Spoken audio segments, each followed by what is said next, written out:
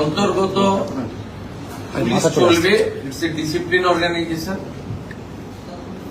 গত 5 বছর political atrocity, politically যে ভায়োলেন্ট হয়েছেন, যারা সাফার করেছেন, তারা তথ্য প্রমাণ এবং কেউ যদি ইনজুরি হয়ে থাকেন, মেডিকেল থাকে, তার তথ্য প্রমাণ ডকুমেন্ট দিয়ে, আর যাদের কাছে তথ্য প্রমাণ নেই, পুলিশ তদন্ত করে দেখবে অভিযোগ সঠিক কিনা। নতুন করে থানাগুলোতে এফআইআর করতে পারেন। কারা 3টে স্তরে, মূলত 4টে স্তরে আমরা গুরুত্ব দিতে চাই। একটা হচ্ছে রাজনৈতিক হিংসার বলি, মানে সাফারার।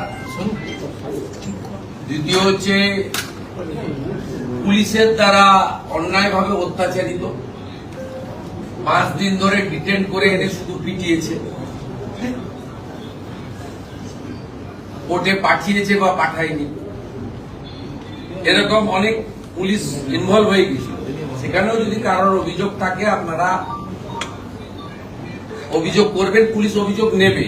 এবারে ইনভেস্টিগেশনের পরে একটা পলিটিক্যাল, একটা হচ্ছে পুলিশের লোয়ার লেভেল দ্বারা অত্যাচারিত, লোয়ার লেভেল নয়, পুলিশ যে কোনো স্তরে পুলিশের দ্বারা অত্যাচারিত। 3 হচ্ছে মহিলারা যারা অত্যাচারিত হয়েছেন, কমপ্লেন করতে এসেছেন, বলছেন আপনাদের মিটিয়ে নেন, কমপ্লেন না করাই ভালো। এইরকম কোনো তিক্ত অভিজ্ঞতা যদি কোনো মা বোন দিদির থাকে বা কোনো গার্ডিয়ানের থাকে, শিশুকন্যার সঙ্গে কিছু হয়ে থাকে, সেগুলো আপনারা নতুন করে কমপ্লেন দিতে পারেন। আমরা ইনভেস্টিগেশন করে লফুল অ্যাকশন নিতে বলেছি। আর চতুর্থত হচ্ছে কেন্দ্র এবং রাজ্য সরকারের কোন স্কিম পেতে গিয়ে কাউকে পয়সা দিতে হয়েছে, কাট মানি দিতে হয়েছে, ঘুষ দিতে হয়েছে, সেক্ষেত্রে আমরা দুটো ইলেকট্রনিক ডকুমেন্টকে এনকারেজ করেছি। একটা হচ্ছে পেটিএম এ পেমেন্ট, আর একটা হচ্ছে অ্যাকাউন্ট ট্রান্সফার, আরটিজিএস, এনএফটিএস করে টাকা ট্রান্সফার।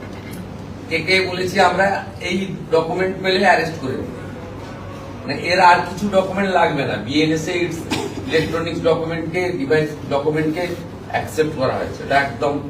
আর বাকি যাদের কাছে ডকুমেন্ট নেই, তারা অভিযোগ করবেন, তদন্ত করে কনসার্নিং আইও দেখবে, তদন্তের গ্র্যাভিটি থাকলে অ্যাকশন নেবে।